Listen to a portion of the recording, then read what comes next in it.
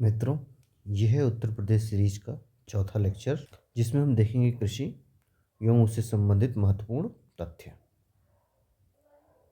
उत्तर प्रदेश एक कृषि प्रधान राज्य है, जिसे भारत का अन्न भंडार कहते हैं। ठीक है, तो भारत का अन्न भंडार किस प्रदेश को कहते हैं? उत्तर प्रदेश को। कुल खाद्यान्न के मामले में सर्वाधिक योगदान देता है। ठीक, 65% से 70% जनसंख्या प्रत्यक्ष या अप्रत्यक्ष रूप से उत्तर प्रदेश की कृषि पर निर्भर है। मतलब आप समझिए 70% जनसंख्या, 100 में से 70 लोग डायरेक्टली या इनडायरेक्टली कृषि पे निर्भर है।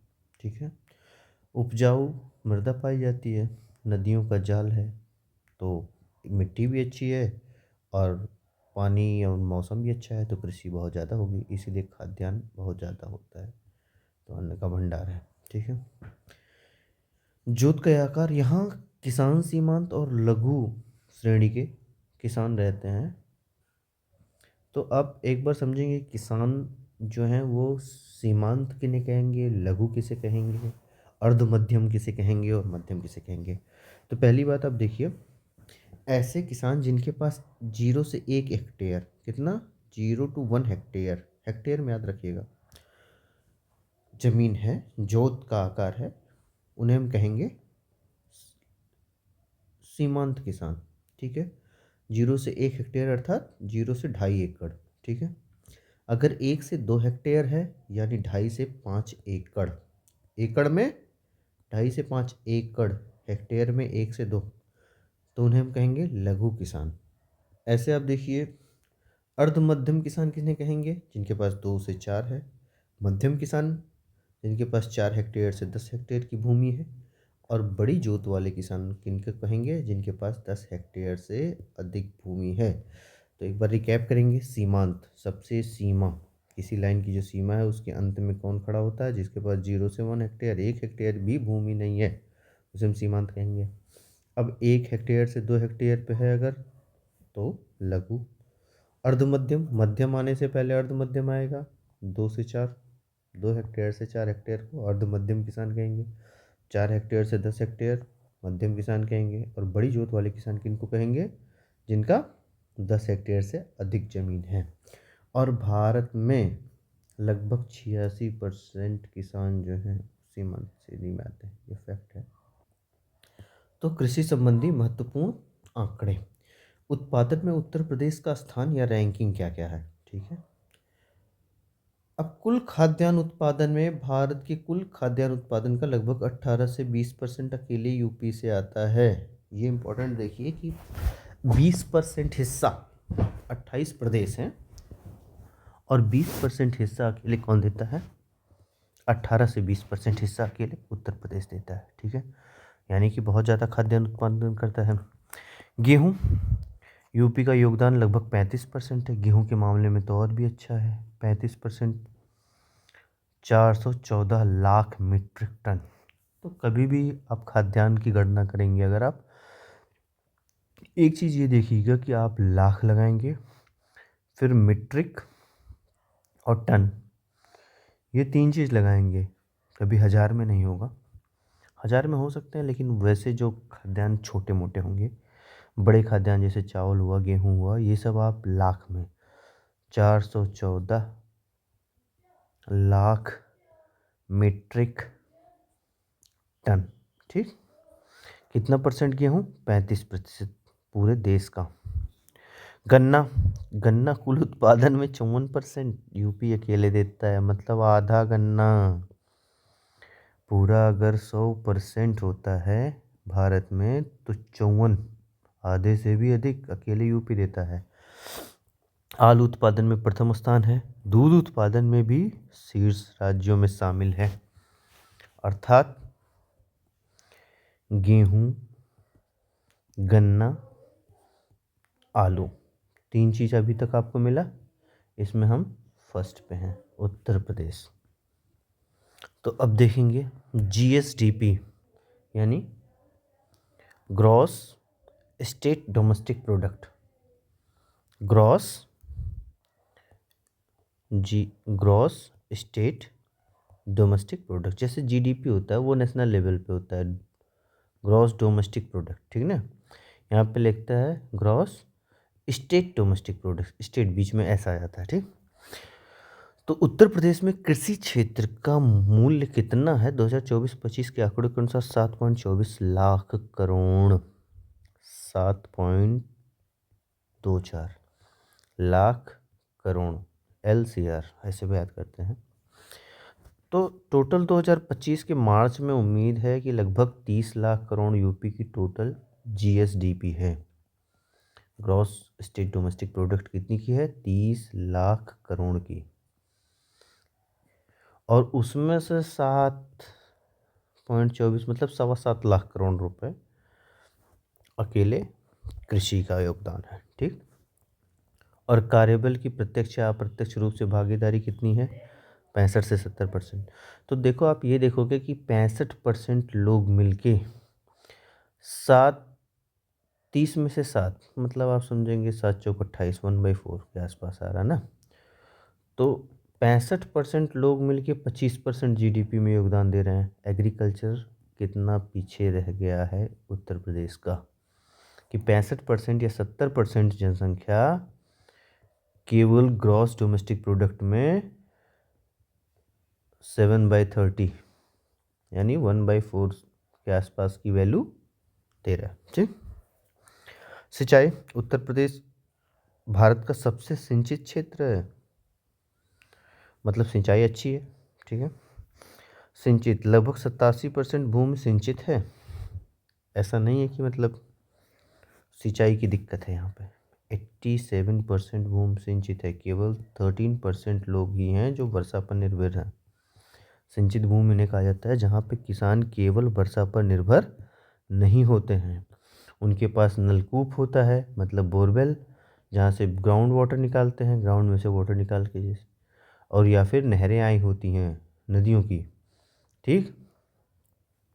अब देखो सिंचाई के स्रोत क्या हैं। नलकूप 75% सिंचाई का मुख्य साधन है, 75% नलकूप से।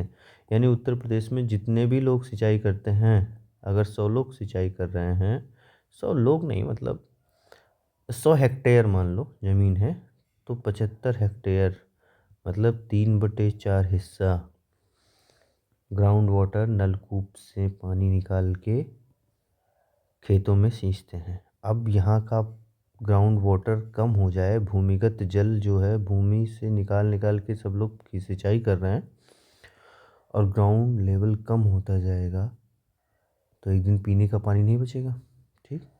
तो हम लोगों को सतही जलों का इस्तेमाल करना चाहिए कृषि में। नहरें केवल 15%, शेष अन्य भी कुआं तालाब आदि, ठीक है ना। तो आप तालाब ऐसे छोटे छोटे बावड़ियाँ बनवाइए आसपास, जहाँ से वर्षा का पानी संचित भी होगा और कृषि या पशुपालन में उसका इस्तेमाल भी किया जाएगा। तो एक नज़र डालते हैं हम प्रमुख फसलों पर, उनका अनुमानित उत्पादन क्या है और राष्ट्रीय हिस्सेदारी कितनी है, ठीक है। तो आप गेहूं का याद पता है 35% और 414 लाख मीट्रिक टन, हमेशा लाख मीट्रिक टन लगा के ही रखिए। और ये देखिए आंकड़ा 100 में है कि नहीं। तो गेहूं चावल तो हमेशा 100 में रहेंगे। 414 है lakh, LMT lakh metric ton ऐसे याद कीजिए। चावल 219, तो आसपास 220 के आसपास, ठीक ना। तो 219 LMT, और देश में हिस्सेदारी कितनी है? 14.7% की। लेकिन इससे भी फर्स्ट नंबर पे, ये सेकंड नंबर पे, फर्स्ट नंबर पे है बंगाल। कौन? वेस्ट बंगाल, ठीक। पश्चिम बंगाल, ममता वाला, ममता दीदी वाला। ये चावल, बंगाली चावल ज़्यादा खाते हैं ना, चावल मछली चावल, तो बे ऑफ बंगाल से उन्हें मछलियाँ मिल जाती हैं, चावल तो उगा ही लेते हैं वो लोग।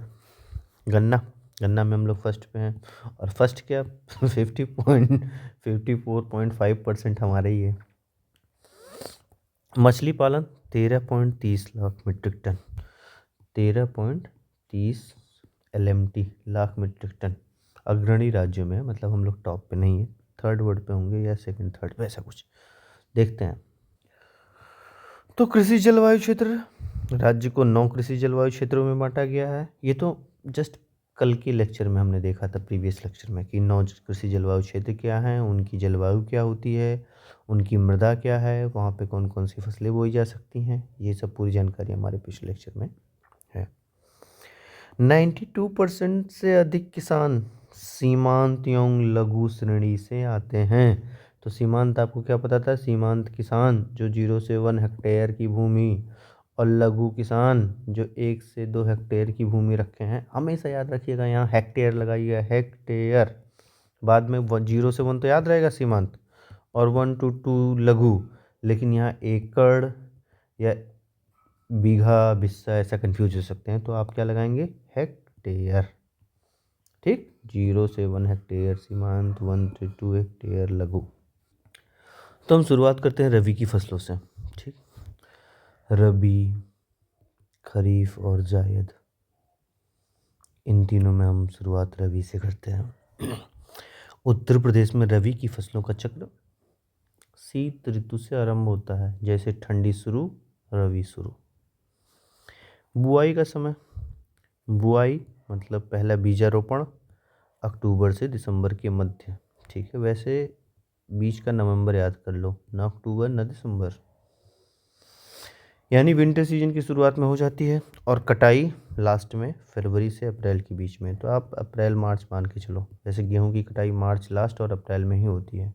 और रबी की सबसे अच्छी फसल जो है गेहूं ही है। ठीक, प्रमुख फसलें उत्तर प्रदेश में उगाई जाने वाली रबी की फसलें, गेहूं प्रमुख, रबी की चना, मटर, दालों के रूप में इनका महत्वपूर्ण योगदान है। तो चना, मटर तो सबको याद होगा कि ठंड में मिलती है, ठंडक में मटर, ऐसा तो कुछ। जौ, तो गेहूं और जौ भाई भाई होते हैं। कौन? गेहूं और जौ दोनों सगे भाई हैं। सबसे पहले हम लोग का जो सिंधु घाटी सभ्यता की पहचान थी, उसमें जौ का ही उत्पादन हुआ था। ठीक है, कहाँ से? मेहरगढ़ से इसके साक्ष्य मिले थे कृषि के। ठीक है, अब मेहरगढ़ कहाँ है? पाकिस्तान है ना, उसका जो बलूचिस्तान प्रांत है उसके आसपास, सिंधु नदी के इधर। ठीक, पश्चिम साइड। तो गेहूं याद है, ये चना, मटर, मटर सबको पता है। जौ गेहूं का भाई है, जब जौ होगा तब गेहूं होगा, तो जौ होगा। सरसों, लाही, अलसी और आलू, आलू भी सबको पता है, रबी की सीजन की फसल है, याद ही नहीं करना है, ठंडी में बोया जाता है। और दिसंबर लास्ट और 1 जनवरी जैसे आता है तो नया आलू मिलना, मतलब खेत वाला। वैसे नया आलू तो अक्टूबर नवंबर से ही मार्केट में लॉन्च हो जाता है, लेकिन वो केमिकल से बनाया जाता है। खेत से, किसानों के खेत से जो आता है वो दिसंबर लास्ट या 25 दिसंबर समझ के जो 1 जनवरी। ठीक, तो आलू, सरसों, लाही, जौ, चना, ये सब रबी की मुख्य फसलें। अब इन फसलों का जो उन्नत प्रजातियां, फसलों की मुख्य उन्नत प्रजातियां, उनको थोड़ा आप याद कर लेंगे तो अच्छा रहेगा। प्रीलिम्स में सबसे डायरेक्ट फैक्ट आ सकते हैं कि सोनालिका किस फसल की प्रजाति है?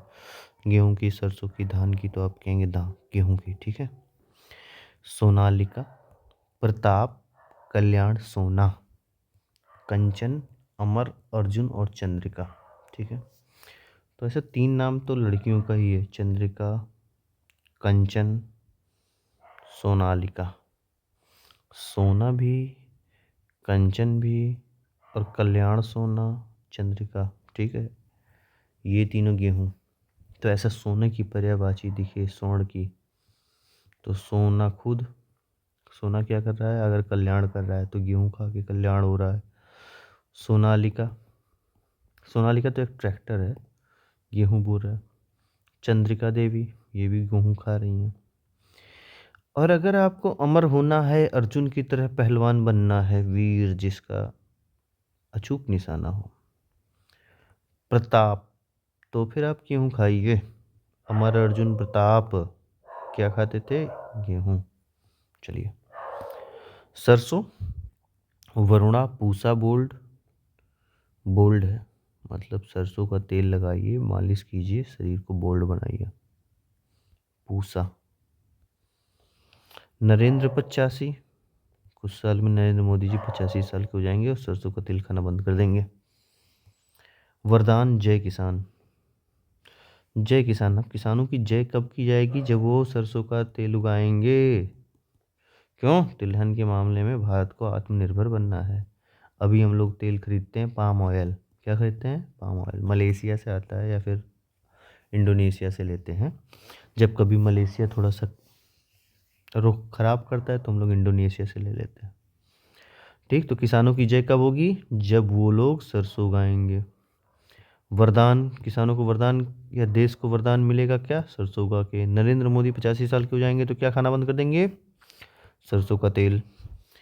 पूसा, ये कौन है पूसा? जो अपना शरीर बोल्ड बनाएगी सरसों का तेल लगा के। वरुणा, एक नाम याद कर लीजिए। अब आलू में सबसे मस्त है चंद्रमुखी। चंद्रिका थी गेहूं, जब मुख आ गया तो आलू खाने लगी। अभी तक चंद्रिका थी केवल, तब तक गेहूं खाती थी। कुफरी बहार, कुफरी बादशाह। एक कुफरी कौन है भाई जो आलू के साथ है? इतना आलू के साथ इनका क्या संबंध है? आलू अनुसंधान केंद्र कहाँ है? शिमला में। तो इसका एक क्षेत्रीय कार्यालय है मेरठ में। अभी आप आगे पढ़ेंगे तो इन लोग से पूछना पड़ेगा कि ये कुफरी क्या है। जो कुफरी बहार और कुफरी बादशाह, बादशाह का बहार आया, कुफरी ने क्या खिला के? आलू। चंद्रिका नाम की एक रसोइया थी, वो बादशाह का बहार कर दी कुफरी आलू खिला के। चना देखते हैं। पूसा चमत्कार। अच्छा, पूसा अगर बोल्ड है तो सरसों बोल्ड है, शरीर में सरसों का तेल लगाना पड़ेगा ना, मालिश करना पड़ेगा तब तो बोल्ड होंगी। लेकिन चना खाएंगे तो सीधे चमत्कारिक फायदा होगा। विशाल, हाँ ये आपके बढ़िया है। विशाल, विशाल मतलब बड़ा या लंबा। विशाल, तो लंबाई किससे बढ़ेगी? प्रोटीन का, प्रोटीन लेने से। अब प्रोटीन किससे मिलेगा? चने से मिलेगा, तो विशाल। अजय और अतुल, जो अतुलनीय हो। अतुल मतलब जिसकी कोई तुलना ना हो, अतुलनीय। चना खाएंगे आपकी तुलना नहीं होगी किसी और से। रोज चना खाइए, संडे और मंडे रोज खाइए चना। और अजय, अजय या अजय ऐसा कुछ याद कीजिए जिसको जीता ना जा सके, जो बहुत अजेय हो। तो चना खा के अजय बनिए, विशाल बनिए, अतुल बनिए। और पूसा का तो चमत्कार हो गया भाई। अब हम भौगोलिक वितरण देख लेते हैं कि सरसों कहाँ पे बोया जाएगा, गेहूँ कहाँ पे। वैसे चना जो है ना, ये कल के लेक्चर में आप जो बुंदेलखंड क्षेत्र पढ़े थे, बुंदेलखंड क्षेत्र नीचे वहाँ पे बोया जाता है। तो चना की छोड़िए, गेहूँ सरसों पहले देखिए। सरसों का है गोंडा, बहराइच, मिर्ज़ापुर, मेरठ और मथुरा। ठीक है, ऐसे तो हमको लग रहा है जैसे ये उत्तर प्रदेश है मान लो, तो इन्होंने बहराइच और गोंडा भी ले लिया। फिर यहाँ आप आके मिर्ज़ापुर भी ले रहे हैं। फिर आप मेरठ भी ले रहे हैं और मथुरा भी ले रहे हैं। तो वैसे सरसों कहने का मतलब आप पूरा कवर कर रहे हैं, उत्तर दक्षिण पूर्व पश्चिम। ठीक। गेहूँ, गेहूँ कह रहे हैं गंगा यमुना दोआब। यमुना आ रही हैं ये और गंगा आ रही हैं ये, बलिया से होके जा रही है निकल। और तराई क्षेत्र, तो मतलब ये दोआब, दोनों नदियों के बीच का क्षेत्र दोआब कहलाता है, दो नदियों की। तो गंगा यमुना का दोआब, गेहूँ खूब बढ़िया बेल्ट होगा। और तराई, तराई तो ये हो गया, ये बेल्ट। ठीक है, ये गोंडा बहराइच सब तराई में ही आता है। तो यहाँ पे हो गई गेहूँ की फसल। सिंचाई की आवश्यकता, सिंचाई की आवश्यकता पड़ेगी ही पड़ेगी। ठंडी जलवायु और पकने के समय शुष्क वातावरण की आवश्यकता होती है। उत्तर प्रदेश में इन फसलों की सिंचाई मुख्य रूप से नलकूपों से होती है और नहरों के माध्यम से की जाती है। तो अभी आपने पढ़ा था कि 75% जो सिंचाई होती है उत्तर प्रदेश में वो नलकूप से होती है। किससे होती है? और 15% की सिंचाई जो होती है वो नहरों से होती है। बाकी बचा 10%, उसमें भी तालाब बाड़ी जो भी है। ठीक। तो गेहूं के लिए, रबी की फसलों के लिए पूरा पूरा ठंडी जलवायु होती है। तो ठंड की शुरुआत में बोया जाएगा, पूरी ठंड तक ये पैदा होगा और काटते समय शुष्क वातावरण। शुष्क मतलब ऐसे समय में जब वर्षा ना हो या नमी ना हो वातावरण में, क्योंकि गेहूं जब पकता है ना, आपने देखा होगा, तो बहुत सूखा हो जाता है, एकदम सूखा। ठीक, जरा सी भी नमी नहीं रहनी चाहिए। और इन फसलों की सिंचाई, अब चलिए गेहूं की फसल की थोड़ी डिटेल एनालिसिस करते हैं। ठीक है, तो आपने देखा था कि Uttar Pradesh 414 lakh LMT, lakh metric ton पैदा करता है। ठीक है, जो फर्स्ट नंबर पे है गेहूं में। अब हम देखेंगे भौगोलिक और जलवायु दशाएं क्या क्या होती हैं, जियोग्राफिकल और क्लाइमेटिक कंडीशन। तो टेम्परेचर, तापमान क्या होना चाहिए, वर्षा कितनी होनी चाहिए और मिट्टी कैसी होनी चाहिए। तापमान में आप देखेंगे 10 से 15 सेंटीग्रेड। कितना? 10 सेंटीग्रेड से 15 सेंटीग्रेड, मतलब ठंड की शुरुआत है, ठंड का मौसम मान लो। और कटाई के समय 20 से 25 से दुगना मान लो। 10 पे बोया गया, 20 पे काट लिया जा रहा है। अब हम वर्षा देखेंगे, तो टेम्परेचर आप जान गए 10 से शुरू होता है और 20 से काट लिया जाता है। वर्षा कितनी चाहिए? 50 से 75 सेंटीमीटर। वर्षा पर्याप्त होती है। उत्तर प्रदेश में सर्दियों में होने वाली हल्की वर्षा, मावठ, मावठ, मावठ, जो वर्षा ठंडी ऋतु में होती है उत्तर प्रदेश में, शीत ऋतु में, इसको कहते हैं पश्चिमी विक्षोभ। क्या कहते हैं?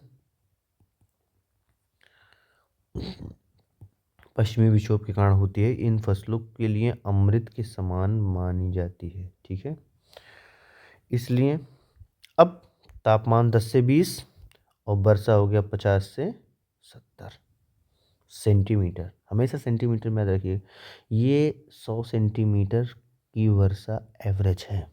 मतलब एवरेज तो 125 है देश की, और यूपी की 91 सेंटीमीटर है। ये पिछले लेक्चर में आप पढ़ चुके हैं।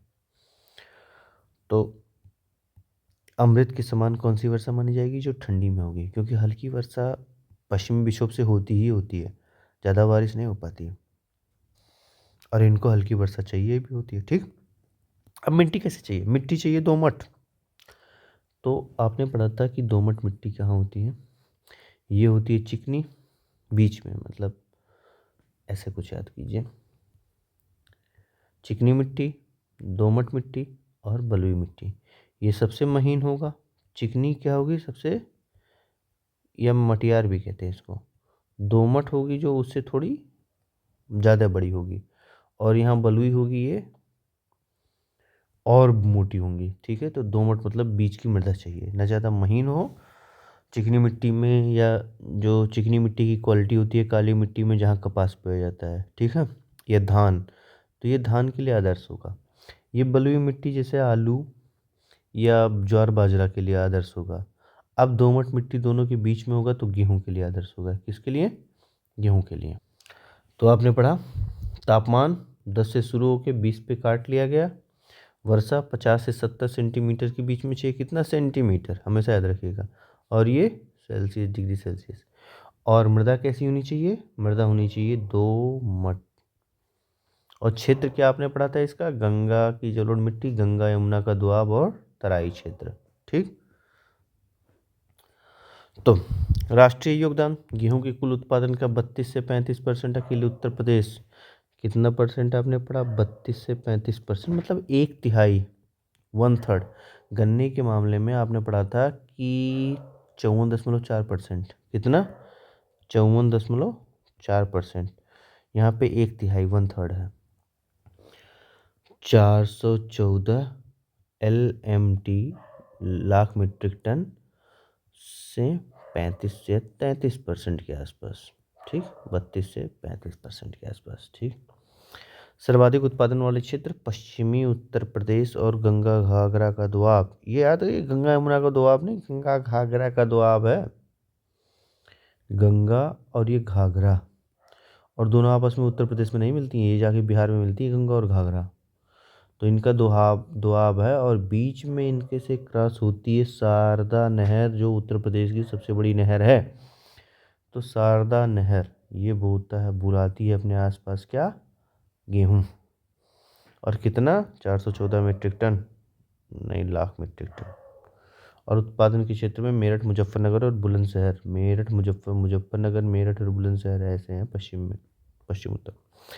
प्रति हेक्टेयर उत्पादकता में यूपी से अधिक पंजाब का है। मतलब 1 हेक्टेयर में आप बोएंगे तो पंजाब वाले ज़्यादा 1 हेक्टेयर में से निकालेंगे। आप भले ही सबसे ज़्यादा गेहूँ उत्पादित करते हो, लेकिन अगर देखा जाए प्रति हेक्टेयर उत्पादन तो उसमें पंजाब आगे है। तो अगर कोई स्टेटमेंट आया कि प्रति हेक्टेयर उत्पादन में गेहूँ उत्पादन में उत्तर प्रदेश का पहला स्थान है, नहीं नहीं नहीं, गलत है, पंजाब का पहला स्थान है। कुल उत्पादन में गेहूँ में उत्तर प्रदेश का पहला स्थान है। ठीक। पारंपरिक फसलें अब सोनालिका, अर्जुन, कंचन, कल्याण, सोना। ठीक, आपने भी पढ़ा था, अर्जुन, कंचन, कल्याण, सोना, सोनालिका, और एक चंद्रिका थी, चंद्रिका, ये भी गेहूं की वैरायटी ही है। जाने दीजिए, बुआई का समय आप समझ रहे हैं, नवंबर से दिसंबर। 5 से 6 सिंचाई की आवश्यकता होती है, संतुलित मात्रा में नाइट्रोजन, फास्फोरस और पोटास, NPK हमेशा याद रखिए। थोड़ी सी भी किसानी की होंगे तो पहले यूरिया के बोरे में आता था NPK, नाइट्रोजन, P से फास्फोरस और K से पोटास, पोटेशियम, ये है पोटेशियम का पोटास। भारत में पोटास जो है वो पोटेशियम, मतलब पोटास जो है वो आयात किया जाता है। ठीक। गेहूं में लगने वाले रोग, ये रोग किसके हैं, गेहूं के हैं। ठीक। तो पहला गेहूं का गिरुई, क्या है, गेरुई, यह पीला, भूरा या काला कीट रोग है। ठीक है। दूसरा करनाल बंट, यह फंगल रोग है जो दाने की गुणवत्ता को खराब कर देता है। तो करनाल बंट तो सीधे बाली पर ही असर करता है, दाने पर, जो आपको खाना है, पेड़, तना, पत्ती, कुछ नहीं। और फंगल है ऐसा फंगस जो दाने को बर्बाद करे, वो है कौन, करनाल। करनाल सुना, यहाँ डेयरी उद्योग के लिए कुछ तो है, बंट। ठीक। कंडुआ रोग, इसमें गेहूं की बाली काली पड़ जाती है जहाँ दाना होता है। तो कंडुआ और करनाल दोनों गेहूं की बाली या दाने पर असर करते हैं।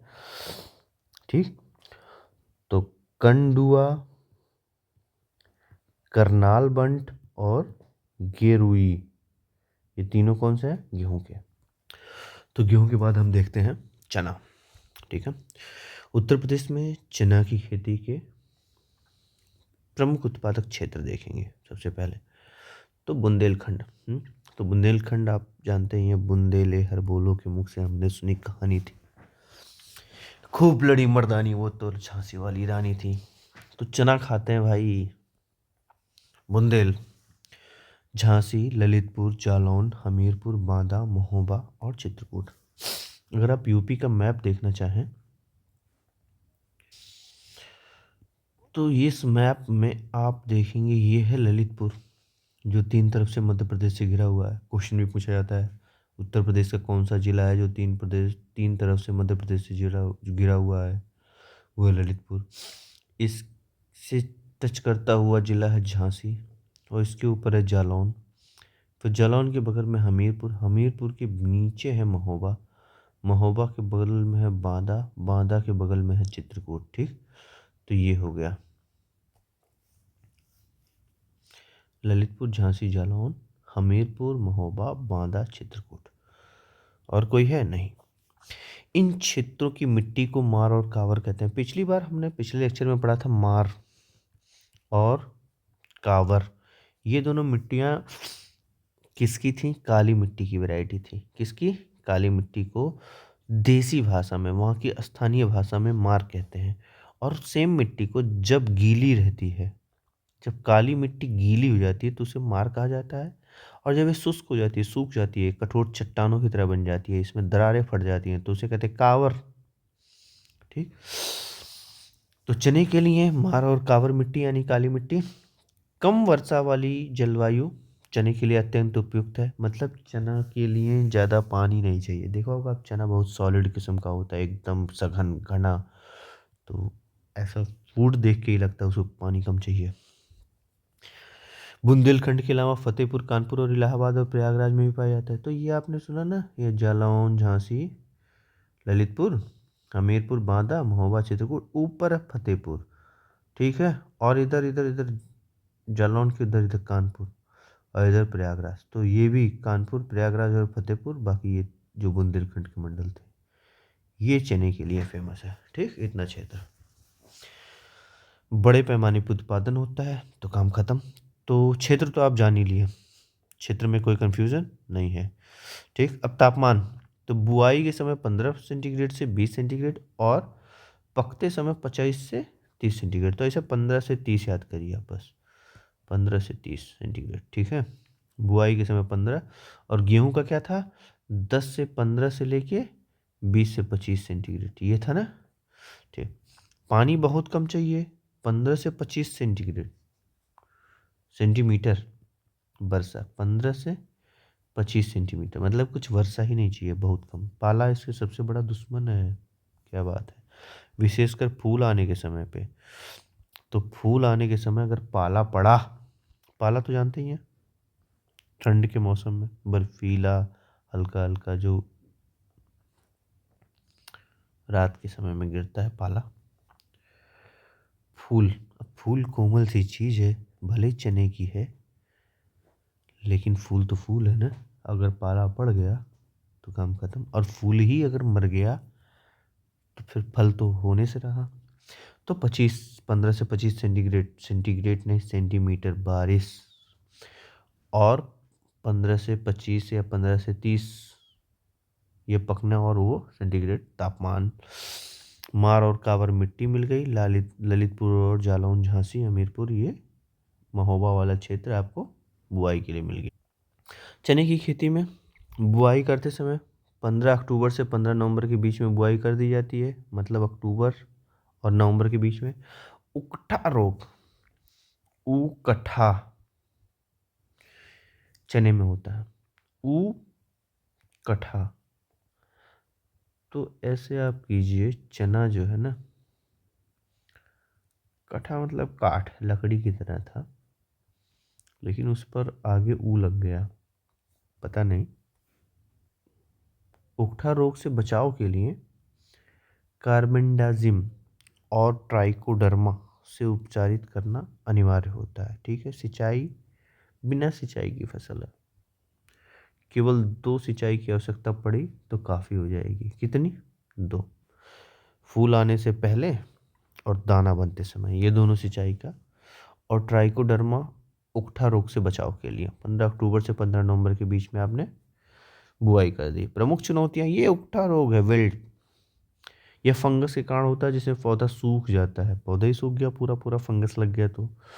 अवरोधी किस्म का चुनाव और फसल चक्र अपनाया जाना जरूरी है। कोई नहीं। फली छेदक, यह चने का सबसे खतरनाक कीट है। यह फली छेदक, पॉड बोरर, फलियों में छेद करके दाने खा जाता है, और इसके नियंत्रण के लिए फेरोमोन ट्रैप या नीम के तेल का छिड़काव किया जाता है। ठीक है। तो फली छेदक और उकठा, उकठा, फली छेदक तो कैसे याद रख करेंगे, चने की फली में कोई छेद कर रहा हो। चलिए, चना जैसा मजबूत है, लेकिन उसकी फली जब तक लग रही है तो कोमल है ना, तब कोई छेद कर सकता है उसके। उकठा रोग ये फंगस रोग है। ठीक। चने का आर्थिक महत्व, दाल के रूप में कुल चना उत्पादन, यूपी कुल चना उत्पादन में शीर्ष 5 राज्यों में शामिल है। मतलब चने में हम लोग फर्स्ट पे नहीं हैं। ठीक। और चने की जड़ में राइजोबियम की ग्रंथियाँ होती हैं। ये राइजोबियम की ग्रंथियाँ क्या होती हैं, जो वायुमंडल से नाइट्रोजन को सोखकर मिट्टी की उर्वरता को बढ़ाती हैं, और इसलिए किसान गेहूं के साथ अंतर फसल इंटरक्रॉपिंग के रूप में भी उगाते हैं। ये राइजोबियम वो लोग होते हैं, राइजोबियम ग्रंथियां वो होती हैं जहाँ पे ये नाइट्रोजन फिक्सेशन काम करते हैं। जैसे लेग्यूमिनस प्लांट होते हैं, जैसे अरहर का हुआ, जितने भी दाल वाली हैं, अरहर, मटर, चना, इन लोग की जड़ों में एक बैक्टीरिया भी होगा। वो क्या करेगा, वायुमंडल में तो 78% नाइट्रोजन है। कितना परसेंट? 78%। तो हमें नाइट्रोजन खेत में डालने की आवश्यकता ही क्या? पौधे सीधे नाइट्रोजन वायुमंडल से क्यों नहीं ले लेते? हमने खादों में एनपीके डाल रखा है, नाइट्रोजन, फास्फोरस, पोटास। नाइट्रोजन डालने की आवश्यकता क्या है? नहीं, नाइट्रोजन डालने की आवश्यकता इसीलिए पड़ती है क्योंकि पौधे वायुमंडल से सीधे नाइट्रोजन अवशोषित नहीं कर सकते। वो होता है N2 के फॉर्म में। इसको नाइट्रेट या नाइट्राइट के फॉर्म में डालना पड़ता है, NO2 या NO3। ठीक। अब जब इस फॉर्म में रहेगा तो पौधे अवशोषित कर लेंगे। इसके लिए एक बैक्टीरिया जो कि दलहनी फसलों में की जड़ों में पाया जाता है, दलहनी फसल मतलब मटर, अरहर और चना जैसे, वो वायुमंडल से नाइट्रोजन को सोखकर मिट्टी की उर्वरकता को बढ़ाता है। ठीक, इसीलिए किसान गेहूं के साथ। तो अब आते हैं हम खरीफ की फसलों में। कौन सी? खरीफ। उसमें प्रमुख है धान। ठीक है, धान की फसल। तो उत्तर प्रदेश में धान की खेती कहाँ कहाँ होती है सबसे पहले? ठीक है, खेती लगभग सभी जिलों में होती है, लगभग सभी जिला। लेकिन ये जो नीचे बुंदेलखंड और विंध्याचल वाला जिला है ना, ये में थोड़ा कम उत्पादन होगा क्योंकि यहाँ पे पानी उतना नहीं होगा जितना धान को चाहिए होता है। पहले तो हम तराई क्षेत्र देख लेते हैं। लखीमपुर खीरी, बहराइच, पीलीभीत, महाराजगंज, यहाँ पर जलवायु धान के लिए सर्वोत्तम है। तो तराई बेल्ट धान और गन्ना इसके लिए सबसे अच्छा है। पूर्वी उत्तर प्रदेश में वाराणसी, देवरिया, गोरखपुर, सिद्धार्थनगर। और सिद्धार्थनगर जो है ओपीओडी में काला नमक चावल और जीआई टैग भी मिला है। तो सिद्धार्थनगर और काला नमक चावल, सिद्धार्थ भगवान बुद्ध का नाम था ना, ऐसा समझो वो काला वाला चावल खाते थे। ठीक। पश्चिमी उत्तर प्रदेश में मेरठ, सहारनपुर और बागपत, यहाँ मुख्य रूप से बासमती चावल होता है। ठीक है, तो पूरब वाले काला नमक खाएंगे और पश्चिम वाले बासमती खाएंगे। ये बासमती चावल जो है हम सबसे ज़्यादा एक्सपोर्ट करते हैं किनको? अरब कंट्रीज़ को।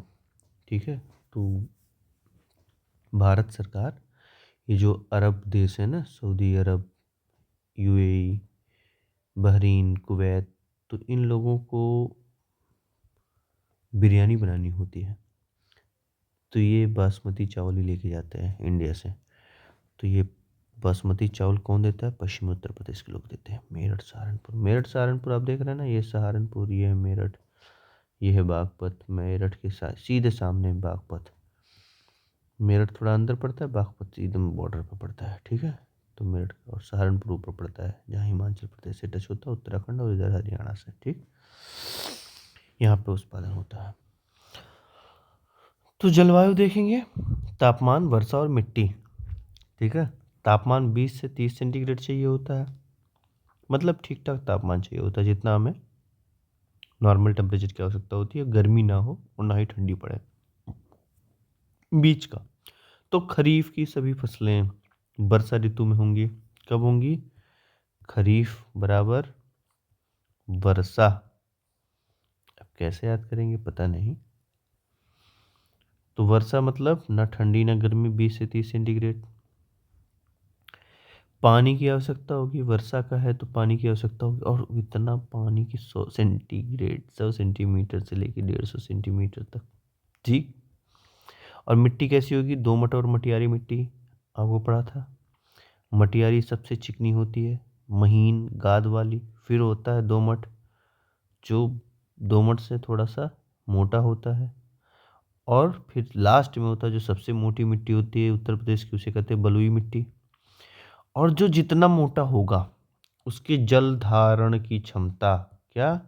जल धारण क्षमता उतनी ही कम होगी। क्यों? अब सोचिए खुद ही, जो मोटे मोटे पत्थर के बीच में पानी डालेंगे तो रिस्क नीचे पहुंच जाएगा ना। लेकिन अगर वही पतला पतला महीन महीन महीन महीन आपस में इतना चिपक जाए तो जल यहाँ रुका रहेगा। ठीक है, तो धान को पानी ज़्यादा चाहिए होता है, इसीलिए ऐसी मृदा जो दल को धारण कर सके लंबे समय तक, यानी बहुत बारीक और गाद मिट्टी वाली होनी चाहिए, उसी को कहेंगे दोमट और मटियारी मिट्टी। ठीक है, 100 सेंटीमीटर से 150 सेंटीमीटर वर्षा और 20 से 30 सेंटीमीटर। तो आपको पूरा हो गया, तापमान पता, वर्षा पता और मिट्टी पता। धान की प्रमुख किस्में कौन कौन सी हैं जो उत्तर प्रदेश में उगाई जाती हैं? ठीक है, उन्नत किस्में साकेत 4, गोविंद, सरजू, शुष्क सम्राट, नरेंद्र 359। बासमती, पूसा बासमती, पूसा 100 इतना। ये पूसा नाम आ जाए ना तो एक ही पूसा है जो सरसों में आता है, पूसा बोल्ड। और बाकी पूसा बासमती तो पता चल गया बासमती। पूसा 11-21, पूसा 11-21, ये आया हुआ क्वेश्चन है हमको लगता है। तो आप ये याद करिए, पूसा 11 और 21 ये एक धान ही है। और अगर नरेंद्र मोदी 359 साल के हो जाएं तो धान खाएंगे तभी होंगे चावल। कितने? 359, 360 से कम, एक कम, 360 माइनस से। किसी भी बिंदु के चारों तरफ कितने डिग्री का कोण बनता है? 360 डिग्री का। लेकिन नरेंद्र मोदी जी ने एक ठो खत्म कर दिया, 359। क्यों? क्योंकि उसको भेज दिया चावल लेने के लिए। तो नरेंद्र 359 चावल, एक गया चावल लेने। साकेत 4, साकेत अयोध्या का नाम था पुराना, साकेत। 4 लोग बैठ के क्या खाएंगे? 4 बराबर चावल। गोविंद, गोविंद तो कृष्ण भगवान का नाम है ना, और जगन्नाथपुरी में चावल का ही प्रसाद मिलता है, तो ऐसे आप याद करिए। सरजू 52, सरजू ये तो नदी है ना, अयोध्या में बहती है। अयोध्या का नाम था साकेत, और साकेत में 4 लोग बैठ के चावल खा रहे थे, तो कहा सरजू तट पे 52 लोग बैठ के चावल खाएंगे। शुष्क सम्राट, ये तो नाम से भी उल्टा है। ये देखो, इनको चाहिए पानी 100 से 150 सेंटीमीटर, नाम रख दे शुष्क सम्राट, भगवान ही बचाए। काला नमक चावल को बुद्ध का महाप्रसाद कहा जाता है, इसे जीआई टैग भी प्राप्त है। ठीक है, तो यहाँ से बुद्ध का महाप्रसाद, क्या? महाप्रसाद बुद्ध का, वो है काला नमक चावल। और जगन्नाथ जी का भी प्रसाद चावल ही मिलता है। ठीक, तो चुनौतियां देखेंगे और कीट देखेंगे। ठीक है, रोग खैरा और कीट गंधी बग। गंधी बग, बग तो ऐसे भी कीट को कहते हैं, बस याद करना है गंधी। अगर गांधी या गंधी वाला कीट है, बग है, तो ये किस में पड़ेगा? चावल में या धान की फसल में। ठीक, और रोग है वो खैरा। खैरा होता है जिंक की कमी से, जस्ता, झोंका और जीवाणु को झुलसा। ठीक, तो हम जूट की कृषि देखेंगे। तो धान और जूट ये दोनों खरीफ की फसलें हैं, और दोनों का ही लगभग समान, सब कुछ समान होता है। तो प्रमुख उत्पादक क्षेत्र उत्तर प्रदेश में जूट की खेती उन्हीं क्षेत्रों में होती है जहां वर्षा अधिक होगी है। धान में भी चाहिए वर्षा अधिक, इसमें भी चाहिए। ठीक, पूर्वी उत्तर प्रदेश में महाराजगंज, देवरिया, कुशीनगर, गोरखपुर, गोंडा, तो ये क्षेत्र है आपका महाराजगंज, कुशीनगर। ठीक, तराई, बहराइच, लखीमपुर, सीतापुर। ठीक है, गंगा और सरजू नदी की कछार वाले क्षेत्रों में इसकी पैदावार अधिक होती है। तो जूट मतलब जानो खूब ढेर सारा पानी, और तराई ये बेल्ट पूरा लेके जाएगा। अनुकूल परिस्थितियां, गर्म और नम जलवायु चाहिए, मतलब पानी अच्छा हो और गर्मी भी ठीक ठाक हो। 25 सेंटीग्रेड से 35 सेंटीग्रेड के बीच में तापमान चाहिए, 25 से 35। वैसे जूट उत्पादन के लिए पश्चिम बंगाल और बांग्लादेश प्रसिद्ध हैं, तो यूपी में तो होता है तो भाई थोड़ा पढ़ लीजिए। 150 सेंटीग्रेड पानी, 150 सेंटीमीटर वर्षा चाहिए, ठीक। 100 से 150 पढ़ा था आपने धान के लिए, और जूट उसका भी बाप निकला, सीधे 150 हाईएस्ट चाहिए मुझको। मिट्टी, नई जलोढ़ मिट्टी या दोमट मिट्टी की सबसे अच्छी उपयुक्त होती है। तो जूट के लिए मिट्टी भी अच्छी होनी चाहिए और वर्षा भी खूब चाहिए, ठीक है। जूट की किस्में दो प्रकार की, सफ़ेद जूट और तोसा जूट। सफ़ेद जूट थोड़ा कम उपजाऊ होगी, कम उपजाऊ भूमि में भी उग जाता है, ठीक है ना। तो सफ़ेद जूट कहाँ पे भी उग जाएगा, मतलब सब लोग लगा सकते हैं, थोड़ा बहुत लिबरल बंदा है। लेकिन तोसा जूट जो है ये बेहतर गुणवत्ता की और ऐसे मजबूत होते हैं। तो उत्तर प्रदेश में गन्ना कृषि देखेंगे। राज्य का सबसे महत्वपूर्ण नगदी फसल है कैश क्रॉप, ठीक। भारत का कुल उत्तर गन्ना उत्पादन का उत्तर प्रदेश प्रथम स्थान पे है, इसीलिए उत्तर प्रदेश को चीनी का कटोरा भी बोलते हैं, ठीक है। प्रमुख उत्पादक क्षेत्र, दो पेटियां हैं उत्तर प्रदेश की जहां गन्ना उत्पादन किया जाएगा, पहला तराई और दूसरा पश्चिमी उत्तर प्रदेश। और पश्चिमी उत्तर प्रदेश में ये मेरठ, मुजफ्फरनगर, शाहजहांपुर, बिजनौर और बागपत। मेरठ का गन्ना अपनी उच्च गुणवत्ता के लिए प्रसिद्ध है, ठीक है। मेरठ का गन्ना अपनी उच्च गुणवत्ता के लिए प्रसिद्ध है। तो मेरठ सबसे अच्छी गुणवत्ता का गन्ना, यूपी फर्स्ट नंबर पे है। चीनी का कटोरा बोलेंगे। दो पेटी हो गई, पहले तराई बेल्ट और दूसरा। अब आप देखेंगे कि अनुकूल परिस्थितियाँ क्या होगी।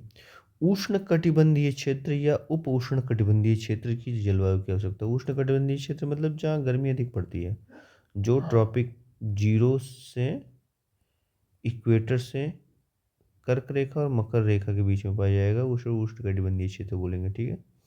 और उनके बाद उप उष्ण कटिबंधीय क्षेत्र होंगे, तो मतलब उष्ण और उप उष्ण दोनों की जगह 20 सेंटीग्रेड से 30 सेंटीग्रेड के बीच का तापमान आदर्श है। ये जो धान वाला था तापमान, ठीक है। वर्षा 100 से 150 सेंटीमीटर, सेम धान का यही था। उत्तर प्रदेश में नलकूपों और दोमट और जलोढ़ मिट्टी, ठीक है। जल धारण करने की क्षमता अच्छी होनी चाहिए। अब यार देखो, धान और गन्ना दोनों को चाहिए पानी, तो 100 से 150 सेंटीमीटर वर्षा चाहिए। मिट्टी चाहिए महीन, ठीक है। क्यों? ताकि पानी धारण कर सके। तापमान चाहिए 20 से 30, न ज़्यादा ठंडी न ज़्यादा गर्मी, ठीक। ये हो गया गन्ना काम। उत्तर प्रदेश में 45 से 50%, अभी आपने डाटा याद किया था 54.4, तो यहाँ एक जनरल रखने का हिस्सा किए हैं कि 45 से 50 या 50% आप सीधे याद रखिए।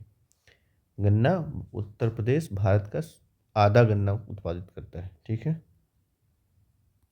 50 लाख किसान गन्ने की खेती से जुड़े हैं उत्तर प्रदेश में, और एथेनॉल इकाइयों का मुख्य आधार है एथेनॉल। तो अब देखेंगे गन्ने की क्या बीमारी है। एक होता है लाल सड़न गन्ने में, तो जो गन्ना होता है ना, एक एक गांठ एक एक गांठ, तो इन गांठों के बीच में लाल लाल धारियाँ पड़ जाती हैं, जिसे गन्ने का कैंसर कहा जाता है, ठीक है। अंदर का हिस्सा लाल हो जाता है।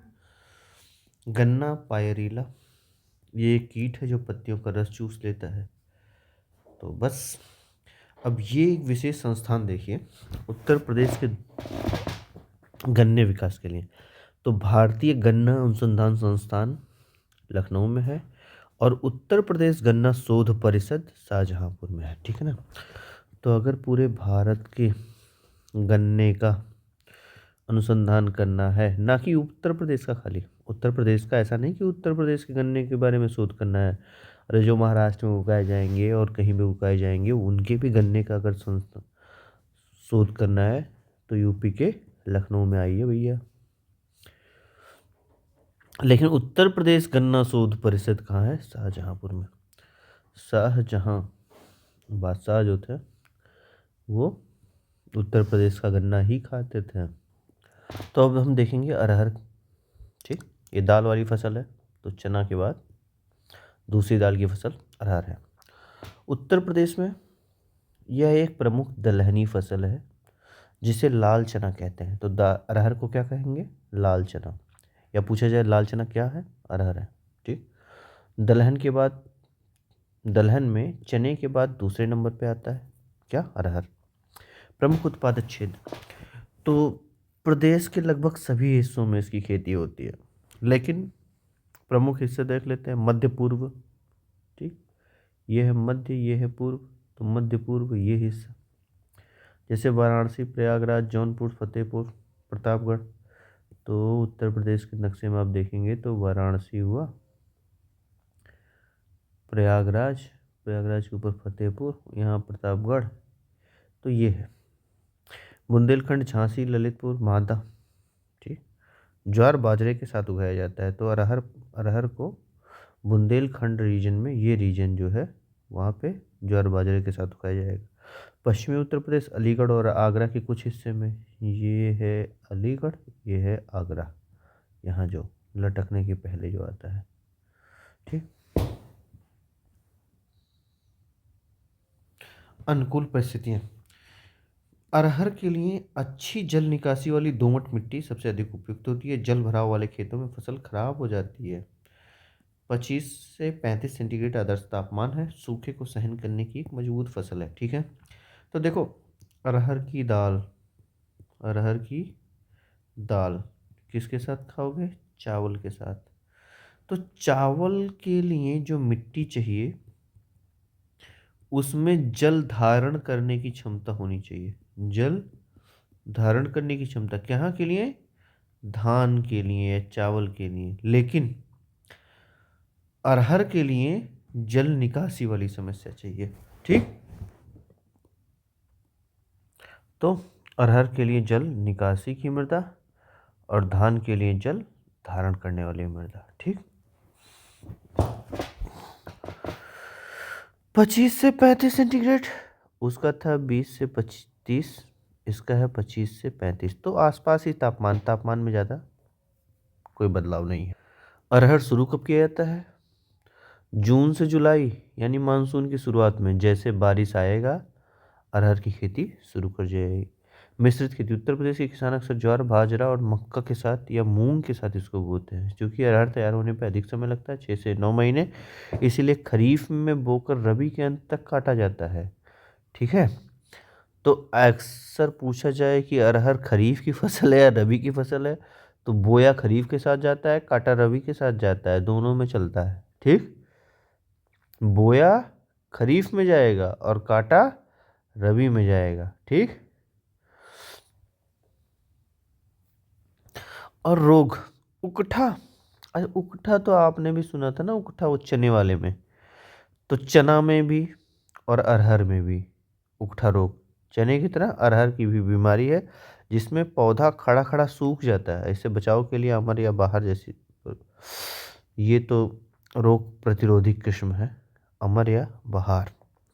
फली छेदक, यह कीट अरहर की फलियों को भारी नुकसान पहुंच, फली ही खा डालता है। जैसे फली छेदक और उकठा, ये दोनों रोग चने में भी थे। तो चने का रोग और अरहर का रोग बराबर है। चना रोग, तो बाजरा, ठीक। उत्तर प्रदेश में मोटे अनाज, मोटे अनाज के लिए या श्री अन्न, मोदी जी ने आके मोटे अनाज को श्री अन्न बोल दिया। क्या बोल दिया? श्री अन्न, श्री, जो लक्ष्मी जी के लिए लिखा जाता है, ठीक है। प्रमुख क्षेत्र क्या है? अलीगढ़, हाथरस, एटा, मथुरा, आगरा, यानी कि उत्तर प्रदेश का ये बेल्ट, ठीक। बदायूं, और बदायूं थोड़ा इस बेल्ट के इधर है, ठीक। बाजरा उत्पादन में लगभग भारत का 12% उत्तर प्रदेश का योगदान है। बाजरा 12, बाजरा, बाजरा 12%, ठीक। इसके लिए 20 से 30 सेंटीग्रेड धान वाली तापमान चाहिए, लेकिन वर्षा धान की आधी चाहिए, ठीक। बाजरा को कम वर्षा चाहिए, धान की आधी लगभग। अब हम देखेंगे मूंगफली, ठीक। तो मूंगफली तिलहन की फसल है, नगदी फसल है, तिलहन की नगदी फसल है। और इसका क्षेत्र है बुंदेलखंड, जो झांसी, ललितपुर, हमीरपुर, और मैनपुरी, हरदोई, इटावा और एटा और फर्रुखाबाद। तो ये जो बुंदेलखंड का क्षेत्र है, इसके ही बगल में ये है मैनपुरी, इटावा, एटा तो थोड़ा ऊपर पड़ जाता है, और फर्रुखाबाद। ठीक, बलुई दोमट मिट्टी, मतलब दोमट यहाँ है और बलुई अगर यहाँ है तो यहाँ, और अगर यहाँ रहेगा तो जल निकासी अच्छी व्यवस्था होगी। क्यों? क्योंकि बलुई, जितना ही बलुई के पास जाएगी मिट्टी उतना ही जल निकासी अच्छी हो जाएगी। मक्का, तो मक्का आप देखेंगे यह एक बहुउपयोगी फसल है जिसका उपयोग भोजन, पशु आहार और स्टार्च या एथेनॉल में किया जाता है। ये स्टार्च इसी का बनता है जो आप लोग एक भोजन में सब्जियों को गाढ़ा करने के लिए अरारोट डाला जाता है ना, या कॉर्न फ्लोर, ये सब यही है। प्रमुख क्षेत्र बुंदेलखंड, कानपुर, बहराइच, कन्नौज, जौनपुर, फर्रुखाबाद। मतलब आप देखेंगे कि बुलंदशहर तो इधर है, कानपुर यहाँ हो गया, बहराइच यहाँ हो गया, जौनपुर यहाँ हो गया, फर्रुखाबाद यहाँ हो गया। तो अक्सर पूरा सेंट्रल यूपी में हर जगह मक्का मक्का सब जगह हो गया। कन्नौज के क्षेत्र में थोड़ा ज़्यादा ही होगा। ठीक है, आजकल झांसी और ललितपुर वाले भी मक्का बोने लगे। 21 से 27 सेंटीग्रेड, मतलब ठीक ठाक टेम्परेचर चाहिए, मध्यम वर्षा की आवश्यकता। तो टेम्परेचर तो अच्छा चाहिए 21 से 27 सेंटीग्रेड, ठीक, लेकिन वर्षा मध्यम है। ठीक है, तो हम देखेंगे जायद की फसलें। उत्तर प्रदेश के फसल चक्र में रबी और खरीफ के बीच का हिस्सा कितना, रबी और खरीफ के बीच का हिस्सा। तो मुख्य फसलें गर्मी के महीनों में उगाई जाती हैं। जायद की फसलों के बारे में महत्वपूर्ण समय, बुआई का समय जो है मार्च से अप्रैल के शुरू होता है, कहीं कहीं तो फरवरी के अंत में, मतलब मार्च समझो। ठीक, जैसे होली ख़त्म, जायद की फसलों का शुरू, और मई से जून के अंत तक ये हो जाता है, 60 से 90 दिनों तक। मतलब होली आप खेले तो जायद शुरू, और उधर बारिश आई जायद ख़त्म। ठीक, जायद की फसलें क्या हैं? फल में तरबूज, खरबूज गर्मियों में मिलता है, पानी वाली चीज़ें, मुख्य रूप से पानी से भरपूर फल और सब्जियां उगाई जाती हैं। ठीक है, जायद में खाली फली सब्जी होती है, खीरा, ककड़ी, लौकी, कद्दू, करेला, भिंडी, टमाटर। ठीक, और दलहन में, दाल में क्या होगा? मूंग और उड़द। ठीक, अन्य चारा की फसलें लोबिया, मक्का, चारा, सूरजमुखी। अब इसकी भौगोलिक वितरण देख लेते हैं। तो फर्रुखाबाद, मथुरा, ललितपुर, कानपुर देहात, हरदोई और गाजीपुर, तो ज़्यादातर तो सभी हैं ना। इधर फर्रुखाबाद हो गया जो पश्चिमी दक्षिणी क्षेत्र में होगा, मथुरा और फर्रुखाबाद, ललितपुर दक्षिणी क्षेत्र में हो गया, कानपुर देहात फिर यही फर्रुखाबाद के आसपास हो गया, हरदोई भी उधर हो गया, गाजीपुर तो पूरा पूर्वी क्षेत्र हो गया। तो ये बेल्ट पूरा उत्तर प्रदेश का, ये बेल्ट पूरा, और ये गाजीपुर, गाजीपुर। ठीक, तो जायद की फसलों में मेरठ और गाजियाबाद, गंगा यमुना के कछार वाले क्षेत्रों में तरबूज और खरबूज की खेती बड़े पैमाने पर होती है।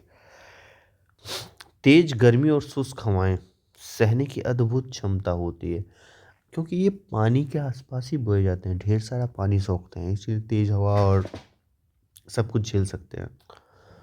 मतलब मौसम अत्यंत शुष्क होता है, इसीलिए इन फसलों को बार बार और नियमित सिंचाई की आवश्यकता होती है। उत्तर प्रदेश में नलकूपों के माध्यम से इनकी, नलकूप के माध्यम से कितनी खेती होती है? वो बालू, नदी के बालू के रेते पे बोते हैं तरबूज खरबूज, और नदी के पानी उठा उठा के मशीन से सींचते रहते हैं हर दिन। अब देखते हैं फल उत्पादन। तो उत्तर प्रदेश फलों के उत्पादन में शीर्ष स्थान पे है, सबसे ज़्यादा फल उत्पादन उत्तर प्रदेश में होता है।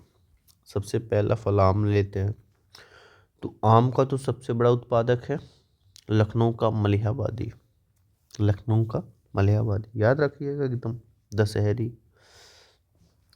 और बनारसी का चौसा और लंगड़ा, 4 लंगड़े कहाँ गए? चौसा, बनारस में। 4 लंगड़े कहाँ गए? बनारस में। और 10 हरी किसकी? मलिहा की, मलिहा की 10 हरी लखनऊ में। सफ़ेदा हो गया। तो यहाँ पे है बागपत का रटौला आम को जीआई टैग मिला है। ये एक फैक्ट याद रखिएगा कि रटौला आम को जीआई टैग मिला, वो कहाँ का है? बागपत में। तो रटने वाला आम इस बगीचे में फरा था, बागपत, रटौला, जीआई टैग। सहारनपुर का दशहरी और चौसा, तो ये चौसा मतलब सहारनपुर में भी है उधर से, वैसे ज़्यादातर हर क्षेत्र में पाए जाते हैं। बनारसी का लंगड़ा, ये तो एकदम फेमस है, बनारस का लंगड़ा आम। लखनऊ के आम को काकोरी ब्रांड के नाम से बेचा जाता है। वो योगी आदित्यनाथ जी के आने के बाद ये लखनऊ के आम को क्या कहा गया कि आप काकोरी ब्रांड के नाम से बेचेंगे। और प्रदेश के उत्पादित आम को देश के विभिन्न शहरों में बेचा जाता है तो नवाब ब्रांड से, वह लखनऊ के नवाब। इसीलिए हमारे यहाँ के आम जो जाते हैं ना, वो नवाब ब्रांड के नाम से जाएंगे। अब देखेंगे अमरूद। प्रयागराज इलाहाबाद में इलाहाबादी सफ़ेदा सुरखा अमरूद के लिए जाना जाता है। रायबरेली और फैजाबाद में भी प्रमुख रूप से उत्पादित होता है। तो अमरूद का सबसे ज़्यादा आप याद कीजिए कि इलाहाबादी सफ़ेदा और सुरखा, दो नाम याद रखिए। और अमरूद का सबसे ज़्यादा उत्पादन कहाँ होता है? प्रयागराज इलाहाबाद में। सुरखा सफ़ेदा। आंवला उत्पादन, प्रतापगढ़ जिला जो है, प्रतापगढ़ जिले में भारत का आंवला उत्पादन करने का सबसे बड़ा केंद्र है। कंचन और कृष्णा किस्म, कंचन और कृष्णा, तो कंचन तो सोने का पर्यायवाची हुआ, कृष्णा मतलब काला, ठीक है, काला सोना कौन है? आंवला। कृष्णा कंचन, ये कहाँ होगा? प्रतापगढ़ में। और प्रतापगढ़ का ओपीओडी भी यही है, एक जिले का उत्पाद क्या आंवला प्रोडक्ट। केला, कौशाम्बी जिले में केले की और सहारनपुर और तथा मेरठ में लीची की अच्छी फसल की पैदावार होती है। ऐसा रट्टा मान लीजिए, कौशाम्बी का केला, एकदम याद रखिएगा हमेशा कौशाम्बी का केला, चाहे ओपीओडी में आए चाहे उत्पादन के बारे में पूछे। और कुशीनगर में ही यहीं पे अगर आप केले के साथ साथ केले का रेशा याद करते हैं, क्या केले का केला रेशा, तो आपको कुशीनगर, ये कुश है ना, कुश, कुश से बना कुशीनगर, तो कुश की जो पतले पतले रेशे होते हैं वैसे याद कीजिए, कुश का नहीं केले का रेशा। लेकिन अगर केले की बात होती है, खाने वाला केला, तो कौशाम्बी में। और सहारनपुर और मेरठ ये लीची के लिए, ठीक, लीची जो खाते हैं सबसे ज़्यादा। सब्जी उत्पादन उत्तर प्रदेश, तो भारत का सबसे बड़ा सब्जी उत्पादक राज्य है। तो फल में भी हम टॉप करते हैं और सब्जी में भी टॉप करते हैं, ठीक है। फल उत्पादक फर्स्ट नंबर और सब्जी उत्पादन में फर्स्ट नंबर। मतलब ये जब तक व्रत वाले जो हल्का फुल्का डाइट करेंगे ये और व्रत रखेंगे, ये सब लोग यूपी में ही आके रहो, यहाँ फल भी सबसे ज़्यादा होता है और सब्जी भी। चलिए भैया जी, आप देखिए आलू, तो आलू में उत्तर प्रदेश का फर्स्ट नंबर है। आप पढ़ लिए भैया, गेहूँ फर्स्ट, गन्ना फर्स्ट, सब्जी फर्स्ट, फल फर्स्ट। अब आइए आलू में, सब्जियों में सब्जी भी टॉप, सारा सब्जी मिला के, और आलू भी टॉप। और ये है आगरा, फिरोज़ाबाद, कन्नौज या फर्रुखाबाद, ठीक है, तो कोई मतलब नहीं है, ये क्षेत्र तो आप कितनी बार जान चुके हैं। प्रदेश में हापुड़ आलू अनुसंधान केंद्र है, हापुड़ में प्रदेश का, ठीक। तो कोई पूछे कि उत्तर प्रदेश सरकार ने आलू अनुसंधान उत्तर प्रदेश सरकार कहाँ करती है, तो हापुड़ में। आलू की पूड़ी या पूड़ी के साथ आलू की सब्जी खाने के लिए उत्तर प्रदेश ने कहा है कि हम हापुड़ में आलू पे शोध करेंगे, आलू पर। लेकिन केंद्रीय आलू अनुसंधान संस्थान शिमला में है, ठीक। अगर पूछा जाए सेंट्रल गवर्नमेंट जो है वो आलू पे शोध कहाँ करती है, वो कहेंगे आप शिमला में जाके, बहुत ठंडे इलाकों में। और इसी सेंट्रल गवर्नमेंट के शिमला वाले मुख्य संस्थान की जो ब्रांच है, तो ये भी केंद्रीय है, वो मेरठ के मोदीपुर में है। कहाँ पे है? मोदीपुर में है, ठीक। तो दो चीज़, यूपी का आलू अनुसंधान केंद्र कहाँ है? हापुड़ में। सेंट्रल कहाँ है? शिमला में। और उस सेंट्रल की शाखा कहाँ है? मेरठ के मोदीपुर में, ठीक। तो अब देखिए मेंथा उत्पादन का ना, कुल उत्पादन का 90% मेंथा उत्तर प्रदेश। इसमें तो हम टॉप ही कर गए भाई, टॉप नहीं टेंशन लेते आए, एस ग्रेड, ठीक। 90% ऑफ मेंथा कहाँ पे है? यूपी में। और वो है बाराबंकी, रामपुर, संभल, एक है बरेली जिला भी है। बरेली के बाद आता है रामपुर ना, और ये तो बाराबंकी लखनऊ के आसपास है। और संभल, संभल तो रामपुर और बारा बरेली, रामपुर, मुरादाबाद, बिजनौर, अमरोहा, वहाँ पे है संभल। तो इस क्षेत्र में, यानी कि ये क्षेत्र और ये लखनऊ के पास बाराबंकी ये क्षेत्र है। अगर ये लखनऊ है तो उसके बगल अयोध्या जब जाएंगे तो बाराबंकी पड़ता है। तो यहाँ पे मेंथा सबसे ज़्यादा उत्पादित। उद्यानिकी विकास के लिए सरकारी प्रयास सेंटर ऑफ एक्सीलेंस बनाएंगे, मतलब एक कोई ऐसा केंद्र बनाएंगे, संस्थान, जो उद्यान की कृषि के लिए एकदम एक्सीलेंट रिसर्च होगा, सब कुछ बताएगा आपको, जैसा इंडिया इजराइल प्रोजेक्ट के माध्यम से। ठीक है।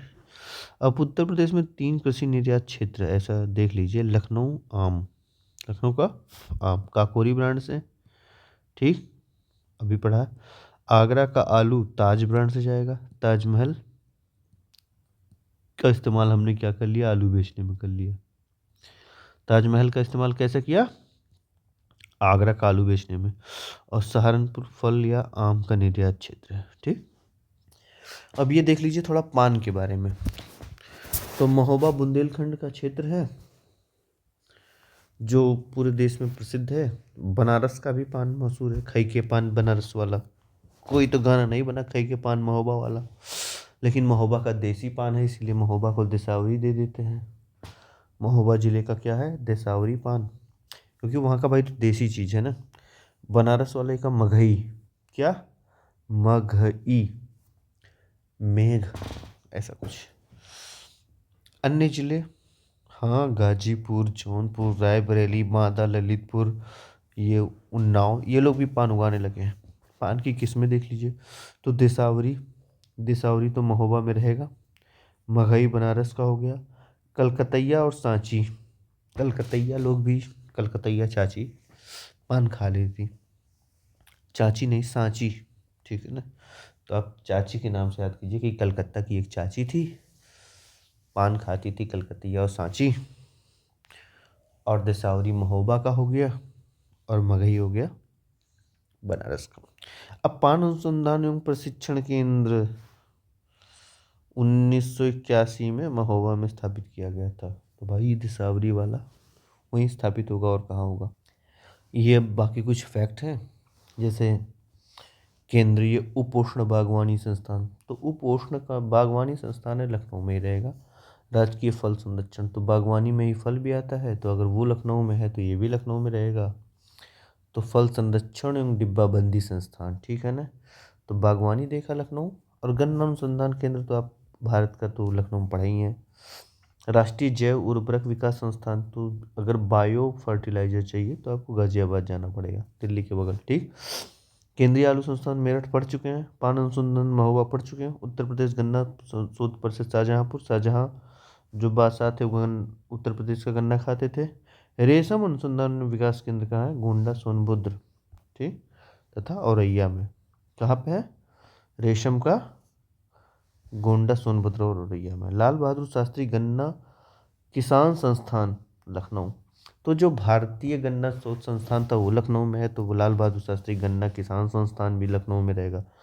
उत्तर प्रदेश कृषि अनुसंधान परिषद लखनऊ, उत्तर प्रदेश कृषि अनुसंधान परिषद लखनऊ में है। ठीक। भारतीय गन्ना अनुसंधान लखनऊ। भारत की पहली चीनी मिल कहाँ पड़ी? प्रतापपुर देवरिया 1903 में, ये इंपॉर्टेंट रख लीजिएगा। बाकी सब तो आप पढ़े ही हैं अभी। चीनी मिल पहली कहाँ में? प्रतापपुर। लीची सहारनपुर में, मेरठ में उगाई जाती है। हल्दी बुंदेलखंड में। ठीक। अब देखिए प्रदेश में कृषि उत्पादन में सर्वाधिक और जिला, गेहूँ हरदोई। हर किसी को क्या देना है? गेहूँ देना है, चावल और खिलाना है, हर किसी को गेहूँ दो। धान शाहजहाँपुर, शाहजहान धान। बाजरा आगरा, क्या बात है, रारा। ज्वार बांदा, बंदे को ज्वर आ गया, बुखार आ गया, तो बांदा का ज्वार, बंदे को क्या आया? ज्वार। आगरा बाजरा, धान शाहजहाँपुर, गेहूँ हर किसी को दो। अफीम बाराबंकी, ये 12 टंकी याद करो हमेशा ना, बाराबंकी को अगर आप 12 टंकी सोचोगे तो अफीम खा के वो पगला गया, तो उसको 12 टंकी का पानी नहलाया गया। मैनपुरी मूंगफली, मैन जो था मूंगफली खाता था। गन्ना मेरठ, ये कैसे? मैं ठहरा गन्ना खेत में, मेरठ मैं ठहरा कहाँ पे? गन्ना खेत में। तो ये क्लियर। सरसों आगरा, मक्का बहराइच और आलू फरुखाबाद। बहराइच भी है और एक दो जिले और भी हैं, तो इसका भी कंफर्म मत मान के चलिएगा। आलू फरुखाबाद, ठीक। आइए कुछ महत्वपूर्ण तथ्य देखते हैं। उत्तर प्रदेश की 10वीं पंचवर्षीय योजना में किसको सर्वोच्च प्राथमिकता दी गई? कृषि क्षेत्र को, ठीक है ना। तो 10वीं पंचवर्षीय योजना में उत्तर प्रदेश कृषि क्षेत्र। प्रदेश में सर्वाधिक प्रतिशत कर्मचारी किस में है? कृषि क्षेत्र में। कृषि क्षेत्र में क्या है? सर्वाधिक रोजगार है। प्रदेश की प्रमुख वाणिज्यिक फसल है गन्ना। क्या है? वाणिज्यिक फसल। उत्तर प्रदेश कृषि समृद्धि आयोग का गठन कब किया गया? 2000। कृषि समृद्धि आयोग। पंडित दीनदयाल उपाध्याय पशु रोग आरोग्य शिविर योजना का उद्देश्य है दूध उत्पादन बढ़ाना। अरे पशु का आरोग्य बढ़ाएंगे तो दूध उत्पादन बढ़ेगा ही बढ़ेगा। प्रयागराज किस फल के लिए? अमरूद। ये तो पढ़ ही चुके हैं। उत्तर प्रदेश में नींबू पाया जाएगा सहारनपुर और मेरठ में, ठीक है, ये तो नया। बीज प्रमाणीकरण ब्यूरो कहाँ स्थापित है? आलमबाग यानी लखनऊ में। तो बीज का प्रमाण कौन करेगा? आलमबाग में, लखनऊ वाला। आगरा जिले में कपास के स्वदेशी किस्म की बुआई का उपयुक्त समय है अप्रैल माह का पखवाड़ा, ठीक। यानी कि वो जैसे जायद की फसल जब बोई जाती थी। सिल्वर फाइबर क्रांति, कपास। अरहर का सर्वाधिक उत्पादन हमीरपुर में, तो अरहर से हमीरपुर वाले अमीर हो गए। बाजरा का सर्वाधिक आगरा में, ये तो भी पढ़े हैं। उत्तर प्रदेश में सर्वाधिक उगाई जाने वाली तिलहन की फसल कौन सी है? सरसों। तेल सबसे ज़्यादा उत्तर प्रदेश किससे पाता है? सरसों से। उत्तर प्रदेश में चाय की खेती होती है देवरिया, सिद्धार्थनगर और पीलीभीत में। मतलब उधर कहाँ? उत्तर पूर्वी बेल्ट में, उत्तर से पूर्व वाले बेल्ट में, ठीक। राज्य में जैविक खेती हेतु मॉडल चयनित जिला हमीरपुर, ठीक। उत्तर प्रदेश में नई खाद्य संस्करण उद्योग नीति 2 फरवरी 2023 से लागू हुई, ठीक। और ये प्रमुख रबी की और खरीफ की और जायद की फसलें हैं। एक बार आप स्क्रीनशॉट लेके रट्टा मार लीजिए, बाकी ज़्यादातर तो पढ़ ही गए आप, ठीक। Thank you very much.